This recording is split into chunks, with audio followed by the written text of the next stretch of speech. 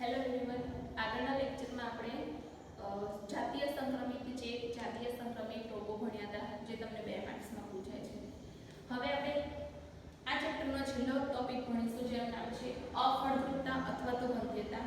કે ભારતની અંદર એટલે કે વિશ્વની અંદર એવા અમુક લોકો છે જે બાળક ઉત્પન્ન કરવાની ક્ષમતા ધરાવતા નથી, જેના માટે બહુ બધા કારણો જવાબદાર છે. કે શારીરિક રીતે અસ્વસ્થ હોય છે, કે કોઈને જન્મજાત રોગો હોય છે, અથવા તો દવાઓની સાઈડ ઇફેક્ટ હોય છે, અથવા તો એમને કોઈ રોગ થતા હોય તો એમની જાતે એનું ક્યોરેબલ નથી, એટલે કે પ્રતિરક્ષા સંબંધિત અથવા તો મનોવૈજ્ઞાનિક દ્રષ્ટિએ પણ એ અફળદ્રુપતા ધરાવતા હોય છે. બીજું કે ભારતની અંદર સ્પેશિયલી દંપતીમાં સ્ત્રીને બાળક ન થવાનો દોષ આપતા હોય છે, પણ ખરેખર એવું હોતું નથી. એ ખામી, બાળક ન ઉત્પન્ન કરવાની ખામી એ સ્ત્રીમાં પણ હોઈ શકે છે અને પુરુષમાં પણ હોઈ શકે છે. તો એના માટેની અમુક એવી પદ્ધતિ છે સાયન્સની અંદર. સાયન્સ અત્યારે આપણું બહુ આગળ વધી ગયો છે, તો એ પદ્ધતિની અંદર આપણે જોઈશું કે સહાયક પ્રજનન પદ્ધતિઓ, એટલે કે ART, assisted reproductive technology. Assisted reproductive technology એટલે કે સહાયક પ્રજનન પદ્ધતિઓ, જે મુખ્યત્વે 2 પદ્ધતિઓ છે, IVF અને IVF, પણ બંનેનું નામ અલગ અલગ છે. આ IVF એટલે ઇન વિટ્રો ફર્ટિલાઇઝેશન,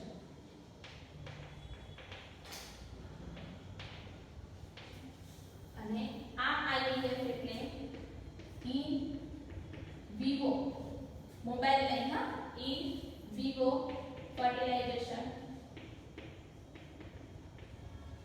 હવે આપણે એને સવિસ્તાર સમજીએ કે ઇન વિટ્રો ફર્ટિલાઇઝેશન એટલે શું. તો કે શરીરની બહાર, શરીરની અંદર જેવી પરિસ્થિતિમાં ફલન, એટલે કે શરીરની અંદર જે પર્યાવરણ હોય છે એ પર્યાવરણ કૃત્રિમ રીતે આપણે પ્રયોગશાળામાં સર્જી અને ફલનની પ્રક્રિયા કહીએ, એને કહેવાય IVF, ઇન વિટ્રો ફર્ટિલાઇઝેશન. એક પ્રકારની ટેસ્ટ ટ્યુબ બેબી જેવી પદ્ધતિ છે, એક પ્રકારની ટેસ્ટ ટ્યુબ બેબી. તમને બધાને ખબર છે આ ટેકનોલોજી વિશે, બરાબર? એક પ્રકારની ટેસ્ટ ટ્યુબ બેબી જેવી પદ્ધતિ છે. જ્યારે આની અંદર શું હોય છે IVF માં, આ ઇન વિટ્રો ફર્ટિલાઇઝેશન માં, તો કે શરીરની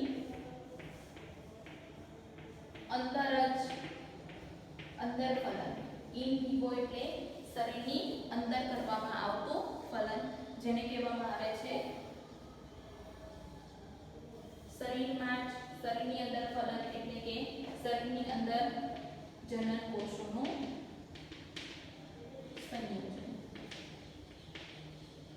અને આ પદ્ધતિ ક્યારે કરવામાં આવે છે? જ્યારે કોઈ પણ સ્ત્રી અંડકોષનું નિર્માણ ન કરી શકતી હોય છે, ત્યારે આ પદ્ધતિ કરવામાં આવે છે, જે શરીરની અંદર એ પ્રોપર પર્યાવરણ પૂરું પાડે છે. હવે આની અંદર તમારે 2 પદ્ધતિ યાદ રાખવાની છે. આની અંદર શું કરવાનું છે? તો કે IVF ની અંદર ટેસ્ટ ટ્યુબ બેબીની અંદર દાતા શુક્રકોષો અને દાતા અંડકોષનું ફલન ક્યાં કરવામાં આવે છે? પ્રયોગશાળામાં ફલન કરવામાં આવે છે. ક્યાં કરવામાં આવે છે? પ્રયોગશાળામાં ફલન. આ બહુ ડિટેલમાં પદ્ધતિ છે, તમને શોર્ટમાં આપેલી છે. અને એમાં પણ પાછા 2 પ્રકાર છે. પ્રયોગશાળામાં ફલિતાંડનું નિર્માણ કરવામાં આવે છે, એમાં પણ પાછી 2 પ્રકાર છે. કયા? ઝિફ્ટ અને IUT. ઝિફ્ટ એટલે શું? તો કે ઝાયગોટ ઇન્ટ્રા ફેલોપિયન ટ્રાન્સફર. અને IUT એટલે શું? તો કે ઇન્ટ્રા યુટેરિન ટ્રાન્સફર.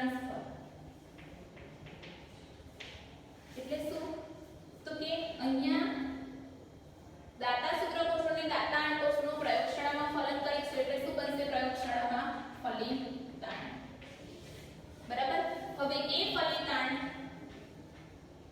હવે એ જે ફલિતાંડ છે એ ફલિતાંડને અંડવાહિનીમાં દાખલ કરવામાં આવે છે. ફલિતાંડ અથવા પ્રારંભિક ભ્રૂણ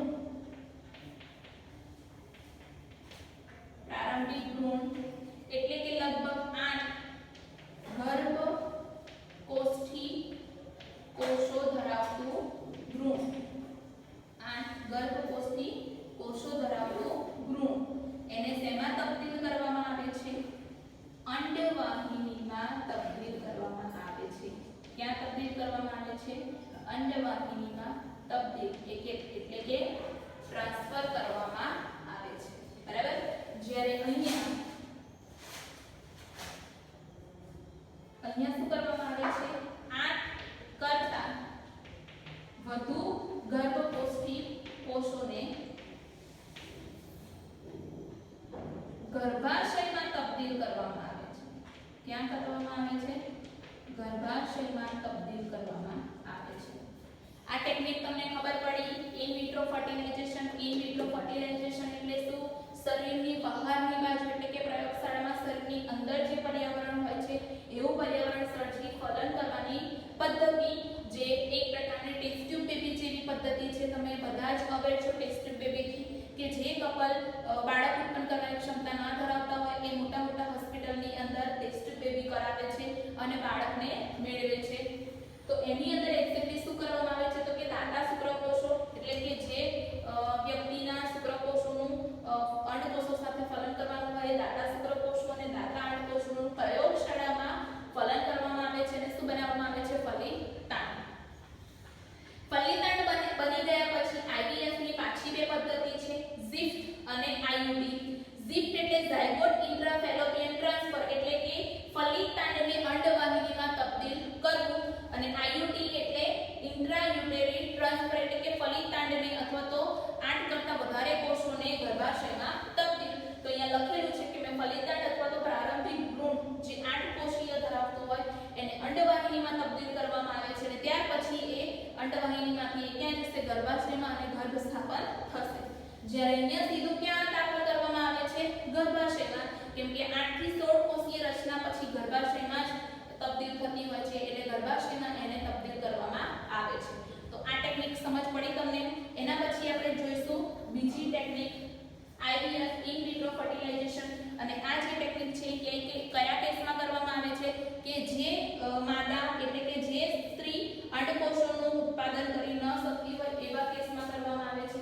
એની પણ 3 ટેકનિક છે.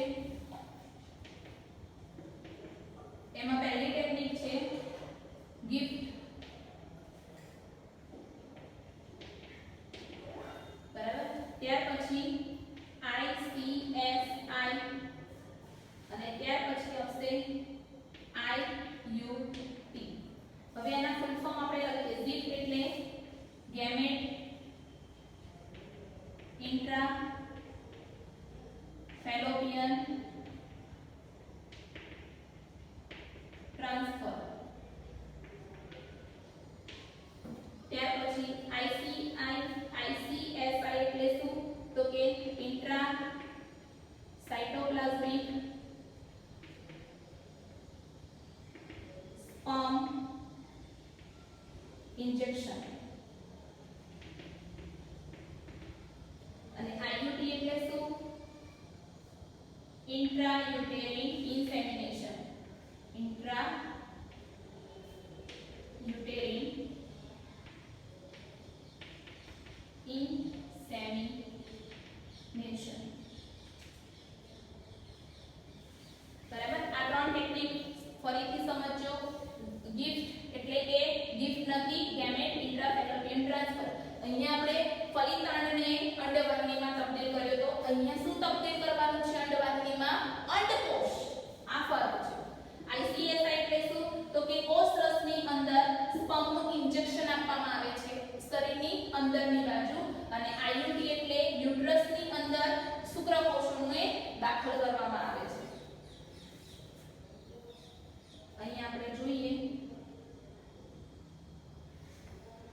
ગેમેટ એટલે કે અંડકોષ, દાતા, અંડકોષ, સ્ત્રીની અંડવાહિનીમાં તબદીલ. ત્યાર પછી ઇન્ટ્રાસાઇટોપ્લાઝમિક સ્પર્મ ઇન્જેક્શન એટલે કે કોષરસીય, આંતરકોષરસીય, આંતરકોષરસીય શુક્રકોષ નિક્ષેપણ. નિક્ષેપણ એટલે ઇન્જેક્શન, બરાબર. એક્ઝેક્ટલી એમાં શું કરવાનું છે તો જેમાં શુક્રકોષને સીધો ક્યાં દાખલ કરવાનો? અંડકોષમાં, બરાબર. અને ત્યાર પછી અહીંયા શું છે? ગર્ભાશયની અંદર વીર્યસેચન. ગર્ભાશયની અંદર વીર્યસેચન એટલે શું? તો કૃત્રિમ રીતે જે જે પુરુષનું વીર્ય હોય એ પુરુષનું વીર્ય એકત્રિત કરીને સ્ત્રીના યોનિ માર્ગ દ્વારા ગર્ભાશયમાં દાખલ કરવામાં આવે છે. એટલે કે દાતાના વીર્યને અથવા તો પોતાના પતિમાંથી સ્ત્રીના યોનિ માર્ગમાં અથવા તો ગર્ભાશયમાં દાખલ કરવામાં આવે છે, જેને અંતઃગર્ભાશય વીર્યસેચન કહેવામાં આવે છે. અંતઃગર્ભાશય વીર્યસેચન. સમજ પડી તમને આ પદ્ધતિની અંદર? બરાબર. આનાથી આ ઓપોઝિટ છે. આ શરીરની બહારની બાજુ થાય છે, આ શરીરની અંદરની બાજુ થાય છે. થોડોક તફાવત છે. શરીરની અંદરની બાજુ જનનકોષોનું સંયોજન એટલે કે શુક્રકોષ અને અંડકોષોનું, કાં તો શુક્રકોષને દાખલ કરવાના કાં તો અંડકોષને દાખલ કરવાના, બરાબર. જેની આપણે 3 જુદી જુદી પદ્ધતિ જોઈએ. ગિફ્ટ ગેમેટ ઇન્ટ્રાફેલોપિયન ટ્રાન્સફર એટલે કે જન્યુનું અંડવાહિનીમાં અંતઃઅંડવાહિનીમાં સ્થળાંતર. જન્યુનું અંતઃઅંડવાહિનીમાં સ્થળાંતર એટલે કે દાતા અંડકોષ લઈ જે પણ સ્ત્રી પ્રેગ્નેન્ટ ના બની શકતી હોય એના અંડકોષ લઈને સ્ત્રીની અંડવાહિનીમાં દાખલ કરવામાં આવે છે. એટલે કે એના જ અંડકોષ લેવાના પણ પાછા એને અંડવાહિનીમાં, એની જ અંડવાહિનીની અંદર એના જ પ્રજનન માર્ગમાં દાખલ કરવાના. અને ત્યાર પછી આગળની પ્રક્રિયા જે પ્રમાણે ડોક્ટર સજેસ્ટ કરે એ પ્રમાણે કરવાની હોય છે. ત્યાર પછી ICSI ઇન્ટ્રાસાઇટોપ્લાઝમિક સ્પર્મ ઇન્જેક્શન, જેને ગુજરાતીમાં શું કહેવામાં આવે છે? ઇન્ટ્રા એટલે આંતરસાઇટોપ્લાઝમિક એટલે કોષરસીય, સ્પર્મ એટલે શુક્રકોષ અને ઇન્જેક્શન એટલે ઇન્સ્પેક્શન, બરાબર. એટલે કે શુક્રકોષને અંડકોષની અંદર ફલન કરવામાં આવે છે. તમને અહીં આપેલું છે શુક્રકોષને સીધો અંડકોષમાં દાખલ કરવામાં આવે છે. નોર્મલી કેવું હોય છે ફલન? તો કે કુદરતી રીતે જ શુક્રકોષ અંડકોષની નજીક આવે છે અને ત્યાર પછી એ ફલનની પ્રક્રિયા કરે છે, જે આપણે ત્રીજા ચેપ્ટરમાં જોયું. પણ આને આપણે આર્ટિફિશિયલી કરાવીશું. શુક્રકોષને સીધો જ અંડકોષમાં ઇન્જેક્શન થ્રુ દાખલ કરાવીશું. એટલા માટે આ પદ્ધતિને કહેવામાં આવે છે આંતરકોષરસીય શુક્રકોષ નિક્ષેપણ. IUT ઇન્ટ્રાયુટેરિન ઇન્સેમિનેશન એટલે શું? તો કે અંતઃગર્ભાશય વીર્યસેચન. અંતઃગર્ભાશય એટલે કે ગર્ભાશયની અંદર. વીર્યસેચન એટલે શું? તો કે વીર્યને દાખલ કરવું, શુક્રકોષોને દાખલ કરવું. પણ કોના શુક્રકોષો? અહીંયા આપણે અંડકોષને શુક્રકોષ સાથે ફલન કરાયું, અહીંયા અંડકોષને અંડવાહિનીમાં તબદીલ કરાયો. જ્યારે અહીંયા આપણે શું કરીશું? શુક્રકોષને તબદીલ કરીશું. દાતાના વીર્યને એટલે કે એ પતિ હોય કે કોઈ દાતા શુક્રકોષો એટલે કે કોઈ એવા શું કહેવાય પુરુષ હોય જે શુક્રકોષોનું દાન કરતા હોય એવા દાતાના વીર્યને સ્ત્રીના યોનિ માર્ગમાં અથવા તો ગર્ભાશયમાં દાખલ કરવામાં આવે છે. આ પદ્ધતિમાં જેને કહેવાય અંતઃગર્ભાશય વીર્યસેચન. તો આ જુદી જુદી પદ્ધતિ છે. મેં તમને ચાર્ટ દ્વારા સમજાવ્યું. તમારે ચાર્ટ દ્વારા જ યાદ રાખવાનું છે. આની આ રીતે તમે યાદ રાખશો તો તમે ઓછું લખાણ અને વધારે માર્ક્સ મેળવી શકશો. તમને નોર્મલી ગિફ્ટ અને ગિફ્ટનો ડિફરન્સ પણ પૂછી શકે છે. ઇન વિટ્રો ફલન અને ઇન વિવો ફલન પણ ડિફરન્સમાં પૂછી શકે છે. એટલે આમાંથી 2 માર્ક્સનું તમને તમને આવડશે. બીજું કે તમને બધાને ખબર છે કે આના માટે મોંઘા સાધનોની ઉપયોગ કરવામાં આવે છે, બરાબર. બીજું કે તમને બધાને ખબર છે કે ભારતમાં વિશ્વમાં એવા કેટલા બધા અનાથ અને નિરાધાર બાળકો છે જેમના કોઈ મમ્મી પપ્પા નથી. તો તમને બાળક ના થતું હોય તો એને પણ એડોપ્ટ કરીને, લીગલી એડોપ્ટ કરીને તમે મમ્મી પપ્પા બની શકો છો, બરાબર. કેટલીક વખત સેરોગેસી દ્વારા પણ તમે મમ્મી પપ્પા બની શકો છો, જે કોઈ ગુનો નથી. કેટલીક એવી સ્ત્રીઓ છે જે આ પ્રક્રિયા કરતી હોય છે પોતાનો ભરણ પોષણ કરવા માટે. તો આ સાથે આ ચેપ્ટર પૂરું થાય છે. નેક્સ્ટ વિડીયોની અંદર આપણે નેક્સ્ટ ચેપ્ટર નંબર 8 સ્ટાર્ટ કરીશું, જેનું નામ છે માનવ સ્વાસ્થ્ય અને રોગો. Thank you.